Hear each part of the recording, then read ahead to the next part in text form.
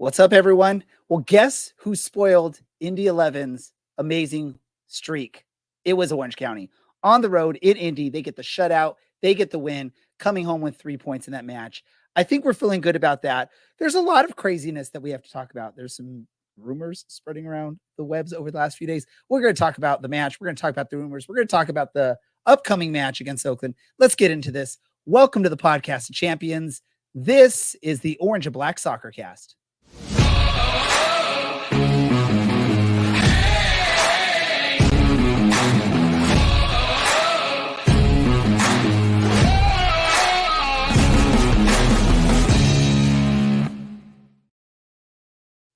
How's it going, Orange County? Welcome to another episode of the Orange and Black Soccer Cast, the first and only podcast dedicated to Orange County Soccer Club, its fans, and supporters. I'm your host, Ray Samora, and I'm here to take you through this journey as we discuss all things Orange County Soccer Club. Helping me out for this episode, we've got Dylan. Dylan, how are we doing? We're not bad. A surprising 3 points at the weekend. So ride that high for as long as we can. I was going to say, not too many people probably were anticipating 3 points from this past weekend. I don't know. I wasn't paying attention to last week's episode, so I don't know what y'all predicted. But I would almost record is having said that we were going to lose, as was Brad, as was everybody. I could picture that. I could picture that from. I would assume 99% of the fan base were not really high on this match as a possible upset. Let's check out the other help for tonight. DK, were you glass half full or glass half empty on this past weekend's match before the results were found out? I would definitely say I was glass half empty. I was in that camp of thinking we weren't going to get away with too many points, especially with Indy's hot streak. But I'm very happy that we did. It's great to kill another club's streak. Love to see it. However, there's some things I think we got to be worried about for this coming week that may keep me as a glass half empty kind of viewpoint. But we'll get into that. Oh, we got to get into the positivity here. We have figured these things out, right? This past weekend, Orange County travels out to Indianapolis to face Indy 11. They come away with a 1-0 victory thanks to not only a nice, powerful header by Ethan Zubak on a great cross, a great swing in from Owen Lamb. Let's not take away the value of that great cross, but also some good defense and goalkeeping work from, Colin Shutler and the defensive line really helped out. There was some scares throughout this match. Obviously, I think, what was it? The last 7 or 8 minutes of the first half when the player for Indy went down and they were playing a man short. I think we were all thinking back to those, oh, we're up a man, we're going to concede a goal now type things. And it almost looked like it could have happened. But Orange County actually scared Indy towards the end of that as well. And then in the second half, also in the waning minutes, I think there was a few scares from Indy in this match. Dylan, your thoughts overall on this Orange County victory shutout, 3 points against Indy 11? Yeah, I really thought everything was going against us here. Traveling, playing on this god-awful turf, playing in nasty weather, being on the road in general, team against the East, having no real fit players, everything. And we talked about this last week. Everything was going against Orange County in this match. So it was kind of unbelievable to think that there was going to be a result, let alone Orange County opening the scoring, because apparently Indy also just couldn't figure out, in a very Orange County-esque performance, they were like, we don't know how to score. We don't know what we're doing with the ball in the box. But massive. And I think I talked about earlier this season, sometimes you just play poorly, but a good team will create its own luck. And this was one of those. And that's not to discount some of the really impressive goalkeeping that was happening in this match, and really a dogged defensive performance, I think. But yeah, sometimes it's luck to come away with a win in these ones. Yeah, I mean, the goalpost was definitely having the match of its life against Orange County for Indy 11. There was, 3 or 4 ricochets off the goalpost that a centimeter in one direction knocks in and gives a goal. And I want to say this really quick before I go to you, DK. I want to admit, I think, and maybe I'm wrong. Y'all can correct me if I'm not wrong.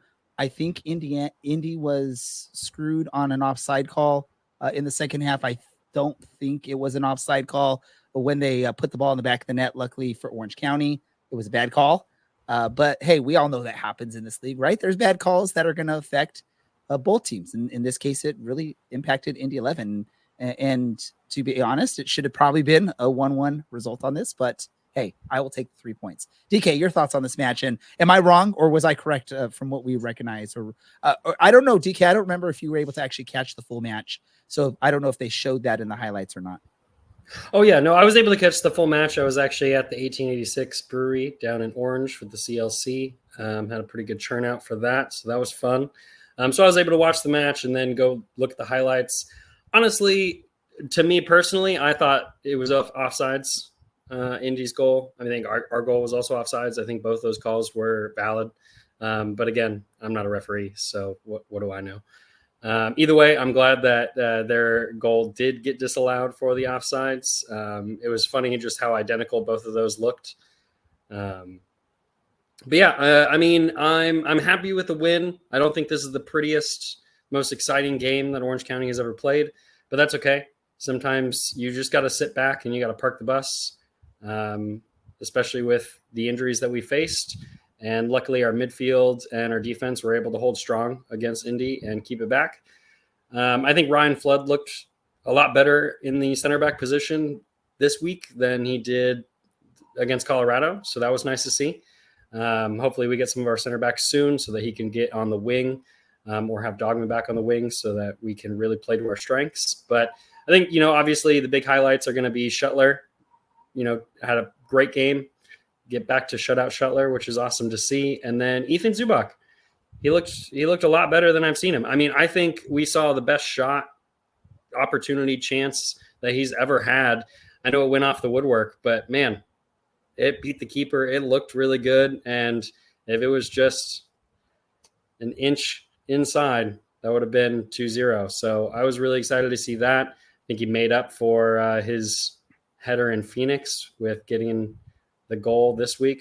So I was happy to see. Team seemed to really put a lot of energy into it, despite being on turf, despite this crazy heat, as Dylan mentioned.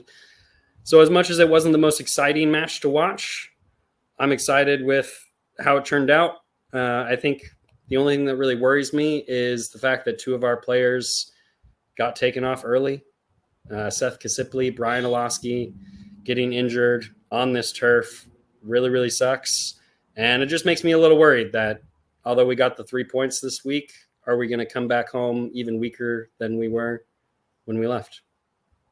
Yeah, that's definitely a good point to bring up because it was a little scary. And the announcers were even commenting that both players were having to be helped off the field. I believe they mentioned the cart for Seth Kasipli and that the cart was called out for Olosky, but Olosky was able to, I guess, be helped off the pitch without the cart. So that's always a scary sight. And I know Dylan mentioned it. Sometimes these pitches are not the greatest pitches in the league, and it can cause some issues as well. So I don't know if that played a part in either of these 2 injuries, but that is definitely a concern for Orange County fans. Although, yes, we're excited about the 3 points, but the concern for the injuries. We're already banged up. We already have a lot of injuries going on. This team can't afford to lose 2 of their higher end players if this is the case. And to talk about the heat aspect of things, I mean, how many times did we see the camera zoom in on Ethan Zubak and he's like asking to come out or wanting to come out? And just the thing that sucks about it is, again, those injuries are hurting the team. They don't have the subs to really be able to do that kind of stuff if a player is asking or needs to come out. So props to the Orange County boys for fighting through it, fighting through the heat, fighting through some physical play, and getting a result here, a full 3 points on the road and stopping what was probably the hottest team in the league going into the weekend in Indy 11. I know the announcers on the match for the Golazo stream. I don't know if there was a different stream from the if KCAL had a different set of announcers like they had in the past. But they were talking about the injuries for Indy, but I'm sorry, you can talk about injuries all you want. Injuries, Orange County is dealing with injuries, so I'm not going to feel bad for you if your team is dealing with injuries. Dylan, any last thoughts on this match before we move on and look ahead to what's next for Orange County? No, but this just, I have this ideal dream where there's no baseball stadiums and there's no turf fields in the USL. Dream. Yeah, it's a pipe dream, but this perfect world where even a somewhat decent grass pitch, and let's be honest, the Champ's been awful in years past, but at least it's grass, and at least it's not a baseball stadium. Whatever, and maybe that's not what caused the injury, but still, just from a player long-term welfare situation, like just, it's not great. Well, I mean, there's a reason why FIFA is really high on for the World Cup in 2028 that stadiums have grass fields, or is it 2026? I forget what year the World Cup is. 26. I'm wrong. 2026 grass fields, and I think we've seen some examples in the recent Copa America games where the grass field in some of these stadiums isn't that great. I think Argentina was complaining about the field conditions in the Mercedes-Benz Dome or whatever in Atlanta.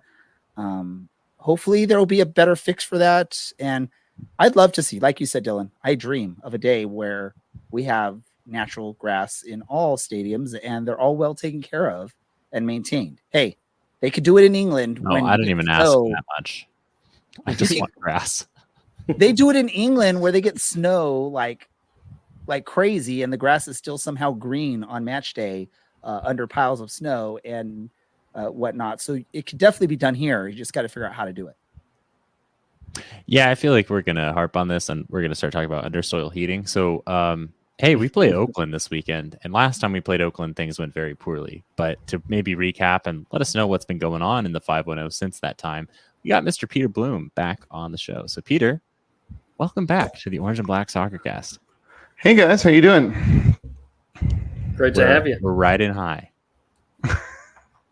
Hey, we're coming off a victory over Indy. I mean, that's a big thing. It's representing the West. We're making the West look good by taking down one of the strong teams in the East, right?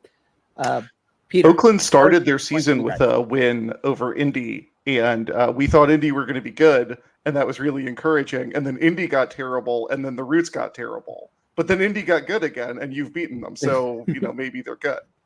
But Oakland also got good again. So Oakland also got good again, yeah. How are things going for the Roots? Much better. The Roots, when I came on last, I did not have positive predictions for the path of this team. And what was that? That was right after the New Mexico loss. So we had fired Noah Delgado, I guess, at that point, and he had drawn San Antonio, lost to New Mexico, and I think lost out of the U.S. Open Cup, which is not an auspicious start to that run, especially because now we know San Antonio aren't any good. But since then, they have 5 wins and 2 losses. So 5 wins counting over Orange County the last time. And things are looking a lot better. I mean, some of those are quality wins. 1-0 over Tampa Bay in Oakland, 3-2 in Sacramento, first time the Roots have ever won in Sacramento, and a 2-1 win over El Paso, who are starting to look a little bit better than they started the season. Lost this past weekend in Monterey. A great team wouldn't lose in Monterey, but there was some really terrible luck in that game. I don't want to put it all on luck, but I'm not losing sleep over that Monterey result. So that's kind of how things are going. I mean, Glitton's changed things up. He's rotated a ton. He uses his subs somewhat more aggressively than Noah did, and he's no longer running 3 center backs, which I think is really is the thing people complained a lot about with Delgado, when it was easy to be like, well, we all want to see this. Who knows if it's actually going to work? And it turns out it works. It's way better. So things are looking up compared to early in the season. The interesting thing when you look at the standings out west, Oakland is currently sitting third, but they're only 2 points ahead of Orange County, the standing. Orange County's sitting eighth. That's how crazy the Western Conference is. And Orange County does have 2 matches in hand over Oakland on those standings. So Orange County fans, don't feel horrible at this point that we're sitting in eighth place. But really, you look at this, right? There's a chance after this weekend, Oakland drops pretty far down the table and Orange County pops all the way up the table. How does that feel for, you can't be as confident going into a match. We're the third, we're third place. We should beat this team easily, right? It's definitely a very interesting matchup. And again, Orange County, you don't know what to get out of them. They've been dealing with injuries. They're makeshift lineups. There's all this crazy stuff going on. What scares you as a Oakland fan having to face this Orange County team the way they are sort of designed right now? Yeah, I think it's that unpredictability. We know that Orange County has some great players, and if the lineup that they can throw together on a given Saturday clicks, it's going to be a tough game.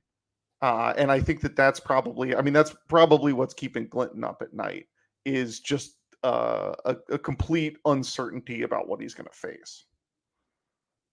And I apologize, I haven't really paid much attention to Oakland, but is Oakland dealing with anything similar to with Orange County? I mean, we've seen in recent matches, what was it? A recent match, it was an injury report of 9 players that were out due to injury. And we're not just talking about, bottom end of the bench players. We're talking about key players, starters, key players off the bench. Has Oakland had to face any of that adversity this season with mass injuries like that? Nothing on that scale. The Roots have had injuries, and I think injuries that vindicate them and complaining about them. But it's more losing the best players versus losing everyone. So they were trying to settle in Camden Riley early. He was one of their big offseason signings. Looked good out of the gate, and then he got sick and missed like 3 or 4 games. That was frustrating. And they've looked better since he was back. Their big signing, Dom Dwyer, came in and is apparently not fit, not ready to go. So he's played 60 total minutes since being signed 9 games ago or something like that.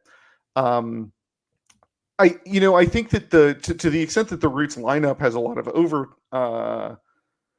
overturning in it, it's more that Clinton is trying to figure out which players he trusts. And he's never, he's like, they had a midweek game against El Paso and 9 starters switched because he's happy to run the youth players. I think he doesn't know exactly who his best 11 is anyway. And so there's a lot of turnover there, but it's not kind of forced for the most part. Peter, you mentioned the switch away from 3 at the back, 5 at the back, depending on how you look at it. It looks like the majority of the time it's a 4-2-3-1, but occasionally a 4-1-4-1. When it comes to that, and I know it was Lida Bafeka in that 10 for a couple weeks, are they playing as a second striker and they're just playing a little bit back? Are they actually an attacking midfielder? Like, tactically, what does that look like for the Roots? Yeah, so I think that I would characterize it as a 4-2-3-1, but it's imbalanced. So you have a defensive midfielder and then another midfielder who may be box to box, but in reality, they primarily play 2 defensive midfielders. And one of them is Camden Riley, and one of them is sort of someone else. Frequently Danny Gomez, frequently it's been Napo Metsoso occasionally. Sometimes it's Iracoze Donaciano. And then you have a line of forwards behind them. So the 3, and Mafeka and Cedeno interchange regularly the whole game. So it doesn't really make sense to think of one as a right winger and one as a number 10, because they'll swap. I mean, both of them are like trained as number 10s, and which one is on the outside and which one is on the center is like changes minute to minute in the game. And then the imbalance is that on the left you have Trayvon Reed, who is an out and out winger. He's trying to get the ball at midfield, beat you to the goal line, and put in a cross. And that's what he does essentially every time he touches the ball. And then you have Johnny Rodriguez typically playing up top, sometimes Mishnaider Shari as a pure striker, pure number 9. So yeah, it's like there's not 1 10, there's 2 10s.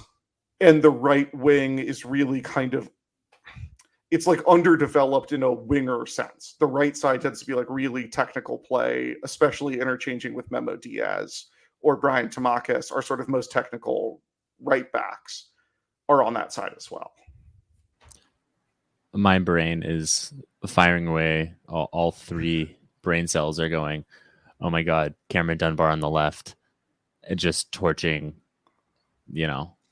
go crazy, put Ryan Flood out there. Like, great, wonderful. How tactically have Oakland been against transition teams? Because, not to spoil it for Orange County, we don't have enough players to play a nice version of the game right now. So it's rolling back the years. I don't even want to say 4-4-2, hoof the ball up the field.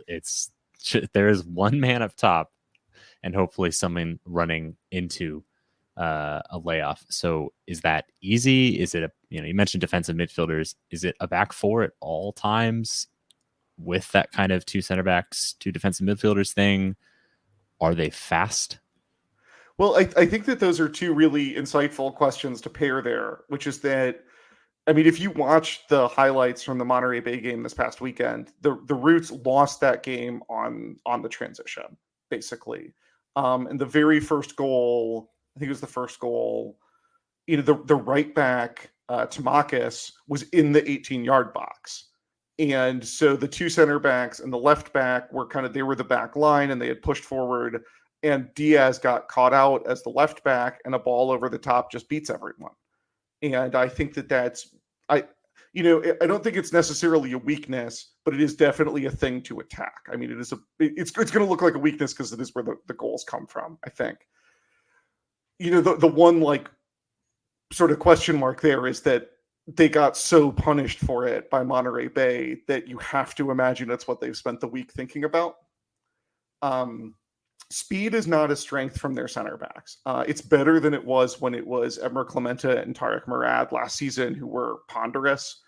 But one of the Roots' best players this season, one of their best offseason signings, this guy Gagi Margvelashvili, is not fast. He's like 6'8", and he runs like he's 6'8". And Naveal Hackshaw isn't running anyone. He's not winning any foot races. But frequently they're smart enough that they don't get beat. They don't let themselves get beat. I think my last one for you is, how does Oakland lose this match? What goes wrong to allow Orange County to take all 3 points? I mean, I think exactly that. I think that if they give up goals, it's likely to be that. They've had some bad luck as well. I mean, maybe it's not bad luck. They've gotten punished by failing to clear the ball at times. Like a corner kick comes in, they win the ball, but they don't clear it, and it falls to a player for an easy goal. So that's, I think, how Orange County is likely to score. One of those 2 things. I think that the issue, the reason why the Roots may not win, why they won't score, is, Johnny Rodriguez, he scored one of the goals of the season last week, and he still probably missed 3 goals he should have scored. And that finishing is just there. It's just biting them right now. And that was the big problem against Monterey Bay. They have had games where they've struggled to get the ball into the box. They'll get the ball into the 18-yard box, and then they don't really like their look, and they play it out, and they cycle the ball in the midfield, and then they turn it over. And it's sort of the old criticism of the Arsenal teams from 2015 that's horseshoe, where they never their look enough, so they just never go in for the goal. So I could see that being. I would bet on Oakland to have the possession at Orange County, to try to take the game to Orange County. And I think that means they're going to give up opportunities on the break. And I think that they may struggle to put the ball in. They aren't struggling with that the way they were in the first half of the season. So, I wouldn't count on that. So, Peter, no denying the great results that you guys have had recently, which also kind of coincides with a managerial change for you guys' club. We at Orange County Soccer Club are no strangers to that. So what about Clinton has really like surprised you or impressed you? Is it tactically? Is it the relationship with the players in the locker room? And what about him has you a little bit worried? So, I mean, I think the glaring reason why you would be worried is that he's brand new. You know, this is not only his first managing job, like I think it was his first time as like a first assistant coach when he got promoted into it. So he doesn't even have that much experience on the sideline, at least at this level. I think that one thing that has made him valuable is I think he has some history with our technical director, Jordan Farrell. And I think that it is likely that he ended up at the Roots because he sees players the same way that our technical director does, and that can't hurt. What has me excited about why I think he's getting results is, I mean, he's got the players bought in. They're running really hard. He's rotating the squad so that there's buy-in from the bench, and their pressing is creating turnovers and creating opportunities. So I think that there is, I think all of those factors have led to getting more than the sum of the parts out of the team, where I think Delgado's Delgado was getting less than the sum of the parts out of the team. And so just that transition has been enough to make the team much scarier to our opponents and, shot us up the table to third and, 1 point out of ninth or whatever. Thank you so much for that, Peter. Hate to rush you off, but we have our next guest waiting in the green room, but I do want to get a prediction from you for this match. What do you think the score outcome will be in this match between Orange County and Oakland? 2-0 Roots. 2-0 Roots. Wow. And I know you're putting some material for our next guest to put on the bulletin board and be like, look at this. The Roots fans think we cannot score and that we're going to give up goals. But we'll see how that goes, Peter. Really quick, before we let you go, where can our listeners find out more from you? Yeah, so you can check out our website, which is oaklandrootsblog.com. And on Twitter, we're at OakRootsBlog. And that's probably the best place to find us. I mean, you can find me on Twitter. I'm not going to give my handle. You can find me, but it's not going to do anyone any favors to find me. Awesome. Well, as always, thank you, Peter. Ladies and gentlemen, boys and girls, Peter Bloom from RootsBlog, friend of the show. Thank you for joining us as always. And we'll talk to you again very soon. Yeah, thanks for having me. Thanks, Peter. Let's move on to our next guest for this show. And he was in the green room paying attention, hearing what the Roots fans were talking about there. That's the goalkeeper for your Orange County Soccer Club, Mr. Colin Shutler. Colin, the RootsBlog, Peter Bloom saying 2-0 Oakland. Does that give you a little extra motivation for this upcoming match this weekend? I don't think we need more motivation from the last game, but I definitely don't like hearing 2 goals getting past me. So yeah, we'll be more than motivated to go into this week to try to get revenge from what happened last game. And we all know you're capable of those shutouts. You earned a nickname of Shutout Shutler, I believe it was last season, from a lot of the fans. And you just showed this past weekend that you still know how to do those shutouts. And we all know it takes some good saves, some good defense in front of you, and a little bit of luck. That all plays into part of the shutouts. What was the scariest shot this past weekend that you were most worried about getting past you? Gosh, put me on the spot here. I'd probably say the deflection down to my right side. Any time that a shot goes through and I see the first direction of it and it gets redirected in a different direction, it always gives me trouble. But I was lucky enough to have. I mean, Floody took the sting off of it, thankfully, so I was able to get over there, and the rest of the guys in front of me did as much as they could and gave a reasonable job for me to do to keep a clean sheet this week. So it was a good one for us. As a goalkeeper, because I mean, obviously I believe like last season, there was a little bit more stability in front of you. There was, you knew the 4 players that were going to be in front of you on defense week in and week out. This year's been a lot different from that. It's a mesh up of players playing out of position, players just now joining the team, injuries, this and that. How does that impact a goalkeeper not having that consistency in front of you? Does it impact you much, or is it not as big of a deal as some of us like to make it out to be? I'd say it definitely plays a role. I like knowing the different like rhythms that we get in as a back four, like I had with Dylan and Marcus as my center backs last year, and we obviously haven't had the same type of consistency this year, which is a little bit unfortunate, especially for those guys that are off the field. I feel terrible for them. They really want to be back out there, but I mean, every week in training, I do what I can to get on the same page with whoever's going to be back there with me that week. And we just get as prepared as we can for the week coming up. Awesome. And I'm going to read off one of the fan questions because it's up on this, they've posted them already. And fans, if you're listening, throw some questions on here. The question comes from Chuck, who's just asking how the heat, because we heard it was pretty warm out there in Indianapolis this past week. And I'm assuming, depending on how the weather is down here in Southern California, it could be hot this weekend. How does the heat affect you as a goalkeeper? And then also just what you see from the opposing players. How does it impact their play from what you've noticed?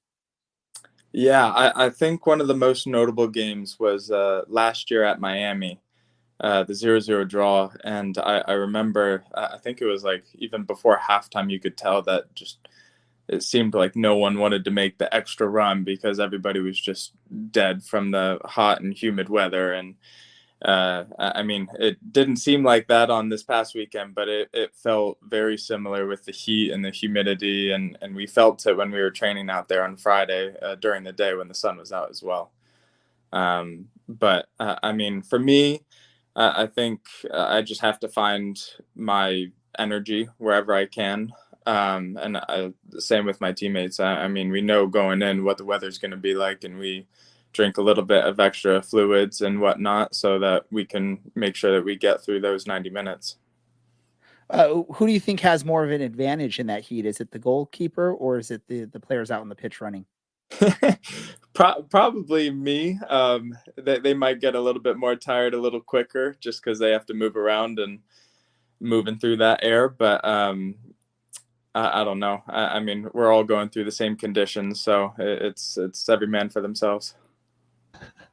I admire that you're willing to just kind of string your teammates out there. When you are recovering from a match like this, kind of regardless of where it is, what are you doing, and versus what is everybody else doing for recovery? Depends. I mean, on a game like this, especially with long travel, right after. I mean, I think we had to get up at 4:30 a.m. Western time to get back to us, but I'll wear my recovery pants and I'll bring an empty plastic water bottle to the airport so that I can fill it up, because I know that, I mean, water at airport is expensive. So I'll make sure that I keep refilling those before every flight and asking for water from the flight attendants when they come around. So I definitely take advantage of that. I know a lot of the guys are doing the same, and I know that most of us, I'm sure there's countless of pictures of myself and teammates just slumped with our mouths open on the flights on the way home just because we're exhausted from the travel, the game the night before, the short night afterwards, getting up early. So it's just regenerating the fluids in our bodies and getting as much rest as we can. I hope that some of those pictures one day become public. I hope they don't. Shocking how we have different opinions on that. Colin, you're into year 3 somehow as a member of Orange County. You're behind Patrick Kukovsky and Cody Cropper, who, and I mean no disrespect to you at this point because you've played quite a fair share of matches, but more experienced goalkeepers. What have you taken from the last 2 years to put into this year for you, and how are you able to take what you've learned and pass it on to Duran? Yeah, I think it's just conversations that I've had day to day, every day in practice with Patrick and then with Cody. I mean, and not saying that I didn't give my fair share of, trying to give my fair share of advice to them as well. I don't know if they took it as the same way that I did, but I think I love playing with different goalkeepers, whether that be me playing games or them. I know it's always tough being off the field, but I love hearing the different experiences that they have and the different, what's it called? Just like perspectives that they have for different situations that you might face in a game. And the more experiences and perspectives that you hear, the more that you're able to kind of think about your play and change it a little bit from year to year. And I think that getting the experiences with Pat and Cody under my belt, I'm able to learn more from them. And now I can pass it off to Duran, and he can pass off different experiences that he had while at San Diego with Koke and other goalkeepers that he's been with. And yeah, just to kind of piggyback off of what Dylan was mentioning, in the Phoenix match, when Duran was on the pitch, there was definitely a point when there was like a water break, or maybe it was at halftime, when we saw you guys on the, feed really kind of discussing his play. So how have you kind of taken that mentor role or whatever in regards to passing that information in Duran? And at the same time, have you learned anything from a young goalkeeper coming into, his professional career? Oh yeah. I've learned how to be a youth again. I'm getting old now. There you go.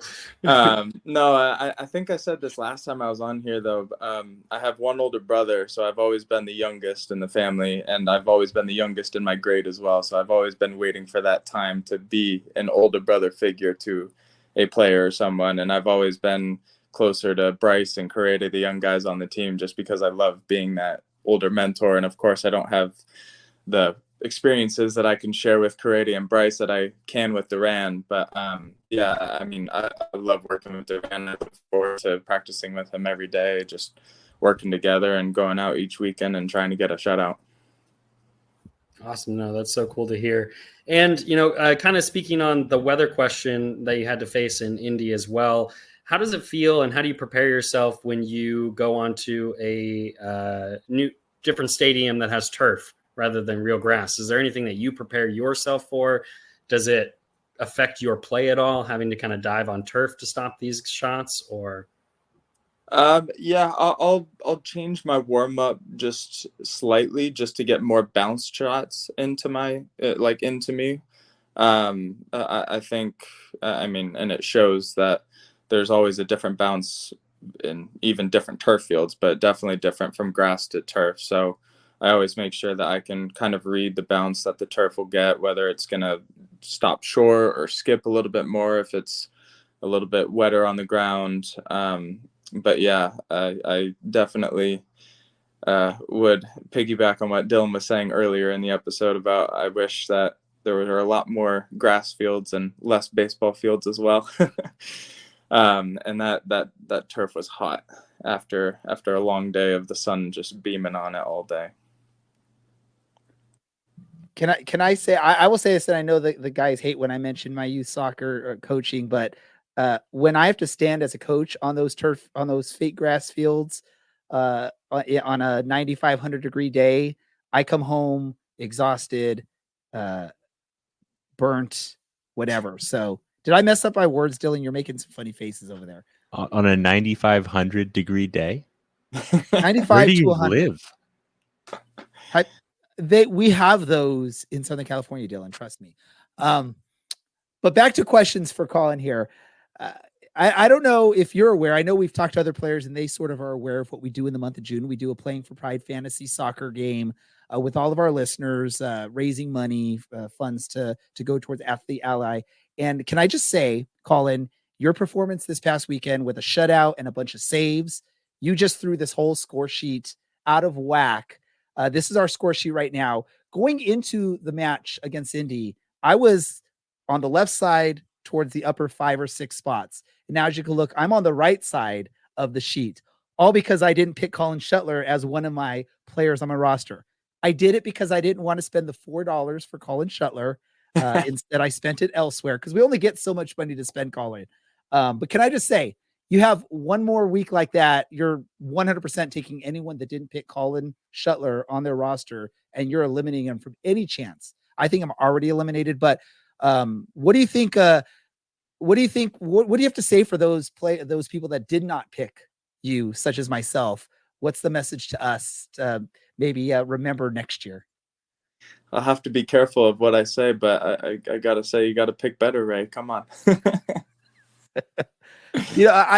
To be fair, we've talked about in the show, goalkeepers are high risk, high reward type picks on this, because if you don't get the clean sheet, you're giving very few points. But when you get that clean sheet and 8 saves in a match, you get a point for every save. You get like 5 points for a clean sheet. You get 3 points for starting. You're racking up the points there. So that's why I'm saying your performance this past weekend basically threw this whole thing all out of whack. But what it did also, it gave a lot of points to people that picked you. And I think if we looked at the last tally, we're over $1,500 in committed donations off of this. So, am I wrong, Dylan? I think it's just 1,500 points, but we're hoping and suggesting that people donate for the points they get. Okay, well that's where I'm saying the commit. It's we've asked people to commit to donating whatever their total points are. So based on the points, that's what we are hoping we will get out of that. Go for it, Dylan. I know you have a question. Yeah, Colin, couple quick questions for you. We got a couple fan questions. This one's from Josh. How much more do you like playing home games versus away games? And the home fans help you more with your mindset and adrenaline? Ooh, I do love away games. I know it doesn't show it on the broadcast, but going over in that second half with all those fans behind me, they come up with some creative things, probably things that I'm not allowed to say on this podcast, but there are, before the game starts, especially, I'll give them a thumbs up, a smile, a little chuckle, just to show that I'm playing with them. But I love to hear the creative. There's not a lot that I haven't heard yet that'll surprise me, but there will be one here and there that'll get me. I love playing at home, of course, not traveling and stuff like that. Hearing our home fans, their unique chants that are always awesome to hear after a player does really well in a sequence. I don't know how to answer that question, really. I do love away games, but you can't beat home games when the crowd is giving your team the extra boost that we need to get out those 3 points. No worries. Maybe an easier question for you. Is there a chance of you playing in Europe in the future? Great question. I don't know. It's definitely a possibility. I haven't written it off the board. I'll just leave it at that before I dig myself another hole. Fair enough. Is there a dream club in Europe that you'd like to go to? Man United, of course. Okay. But being realistic, I don't know. I don't know. I'm just saying, if you watch Turkey at the Euros, there might be a backup spot for you, depending on how your season goes. I think maybe our final fan question is, how many more clean sheets could we expect from you for the rest of the season? How many more games are there? 18? I think 19. Have you played 15? My math might be right. I've 19's right. Strived, yeah. Okay. I've strived to have half the games shutouts, and I think I'm one behind at the moment, so I do need to catch up a bit, but I really want to get up to that 13 to 15 mark.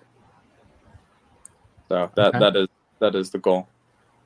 And finally, I think this is it for all of us. Who in the locker room is not to be trusted with the music? Oh, with music. Or at all. I mean, you can throw them under the bus too. That's fine. I was going to give you a totally different answer. Here's a shovel, Colin. Please start digging.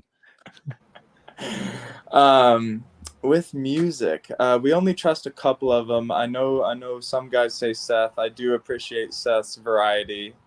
I don't know. I'm a very easygoing person with the music. I don't like to be on the aux because I don't want that type of pressure, but I'll say nobody, because I appreciate anybody that's willing to get on the aux that doesn't have that stress on their back. Okay, now that you've answered this with such a non-committal answer, if you were in a general knowledge trivia game, which of your teammates would you not want to join you? Oh, in a trivia game. General knowledge. Probably Bryce. I'll throw Bryce under the bus. Great. I can't wait to get him back on and have you guys duke it out. Yeah. I'd that. I love watching my my general knowledge question videos and stuff. So Wonderful. Colin, any final words for Orange County fans? well, I'm just excited to get back this Saturday back at the Champ. I mean, it's been a long 3 weeks away, so the whole team is ready to be back home and hopefully keep getting 3 points going forward. Colin, We're thank looking you forward so to much. Thank you, guys. Thank you for having me on.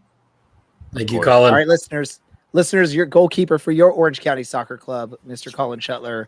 Always a blast to have him on the show. He's a great conversation, and he's always willing to answer some of the tough questions that Dylan likes to throw his way. He almost asked the question before you changed it to the Ox. He was ready to give us a name. I'm now curious at what name he was going to give for who do you not trust in the locker room. Yeah, now I'm starting to think this might be a better question than what's your favorite vegetable. Yeah, right. Yeah. But I know that there are certain people that listen to this podcast that hate that question so much that I want to continue doing it out of spite. Just in spite. Well, Yeah. there's a bunch of people that hate me that listen to this podcast, and they still have to listen to my voice anyways. That's me. Next up, we didn't do our predictions for the match against Oakland. Our predictions. We heard Peter's prediction, but we got to do ours really quick. I'm going to go to you first, DK. What's your prediction for this match against Oakland? I'm really conflicted. I expect that we get some injury returns this match. I think we could have had some last match, but heard from a friend of mine, Mr. Elder, that it was smart not to play potentially players coming back from injury on a turf field. So I'm holding on to that hope. However, until I see it, I won't necessarily believe it. So I'm going to actually go a 1-2 Oakland, same as last time. I think we get a goal, but not sure if we can get the 3 points. What about you, Dylan? To be honest with you, I'm scared that Colin Shutler's listening because apparently he was listening earlier on. So I'm going to say 1-0 Orange County, and Colin Shutler makes 50 saves. I mean, realistically, I could see him putting the team on his back again for another 45 minutes and just saying, like, all right, 100%. let's do this. I want to listen to a whole bunch of people scream the SpongeBob SquarePants theme for 45 minutes. I would love to sing his song for the whole second half. I just got to confirm, Dylan, you said 5-0 saves, not 1-5 saves, right? Correct. I did say 5-0, implying that we would concede over one shot per minute for an entire half, and we would not concede. That would be very interesting. Are you ready for my prediction, Dylan? I know you are. My prediction is going to be 2-0 Orange County. I'm not. Ooh, Dylan thought I was. That's like a real prediction there, right? It's a real prediction. I'm going back to real predictions now. That's where I'm at. Well, is this because of my tingly spidey brain moment with my 3 neurons firing off where Cameron Dunbar and Ryan Flood run riot down the left flank, or what's going on? I don't know. It's just how are we scoring 2? Feeling. It's just what I'm feeling right now. That's all it is. I have no idea how we're scoring it. That's what I'm feeling. I'll tell you on Saturday at like 9 o'clock who's scoring the 2 goals. 9 p.m. Ever a comedian. Hey, there was some chaos that happened today. And it wouldn't be the Western Conference, and it maybe wouldn't be Orange County if it was just a calm, peaceful year. No, we've got an injury crisis, and now we have rumors coming from good old Copenhagen. There's going to be we've had enough Danish players on our team that I should probably ask someone how to say things in their language. I think it might be Tip Split It. Who knows? Anyway, Morten Carlsen linked with Lyngby, which is in a suburb of Copenhagen, in case or as I think they say, Copenhagen. So terrifying? No? Yes? DK, where do you stand on this one? I think it's super bittersweet. I think it's, close to when we found out that Milan was leaving. I think Carlsen, although, it's been a rough season, I think he's one of the best managers that we've had. I think we can see that tactically. I think we can see that in a lot of what we saw last season and what he's been able to do with the injury-filled roster that we have this season. But at the same time, the bitter gets overwhelmed by the sweet in the sense of that's what this club is all about. As long as it's not a bad blood situation of Carlson potentially leaving us because he's not happy, if it's more of our club promoting our talent, whether that's players, whether that's coaches to higher divisions, to higher play, then I love it. I want to see us be that development club that we really stand for. And that applies all across the staff, not just players, but to the coaching staff as well. So if it's one of those situations like we seem to kind of feel that it might be, then, potentially Orange County gets a lot of good from this deal, as well as we get to see Morton move on to bigger and better things in Superliga, which would be fantastic in his home country in the first division. And you can't be upset about that. And I'll watch his career because I love what he's done here for us. Let me just jump in. I just want to clarify on this. This is all just reports out of Denmark. There's no official report from either of the clubs that are mentioned, Orange County or Lyngby Bowl Club.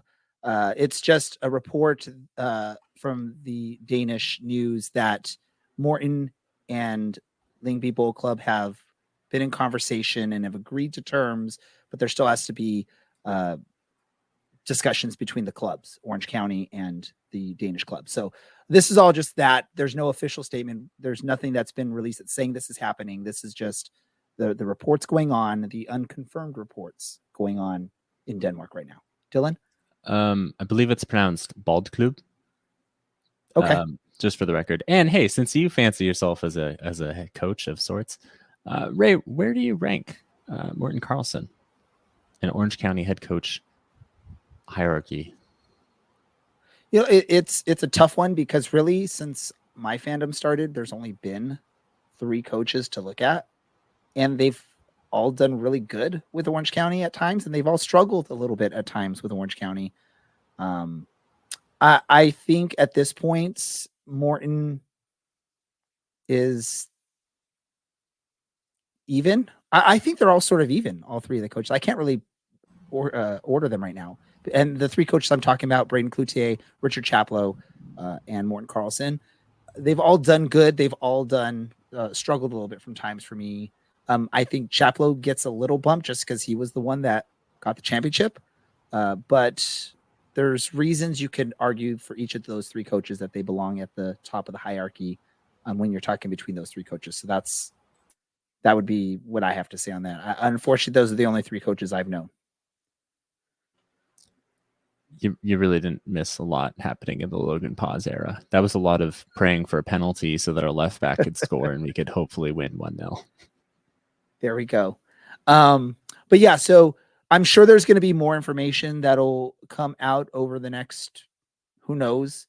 My guess is if it's being reported, and it's being reported not just on the one site that we were mentioned, but also Bold is also reporting it. And from our research, they're reasonably reliable sources. It's not like the Mirror in England trying to just throw pasta against the wall, hoping it sticks and hoping their story sticks, right? These are more reliable sources that we're getting the information from. But again, it's just sources saying that Morten Carlson and the club have agreed to terms. I think anyone that follows world soccer knows that these types of things happen a lot of the time before clubs will even negotiate transfers of players and or coaches. They want to know that that person will play or join them for the fee that they want to pay. So who knows what happens in this? This is just being reported that the 2 have agreed to terms. Now it just is up to what happens. And again, once we hear any official statement from either side, we will try and share it and or report on it once we hear anything. But that's, again, right now at this point, it's just that's all that's being reported. We've gotten so good at COAing since I used to just run my mouth on this show all the time. Good job, Ray. Good job. There we go.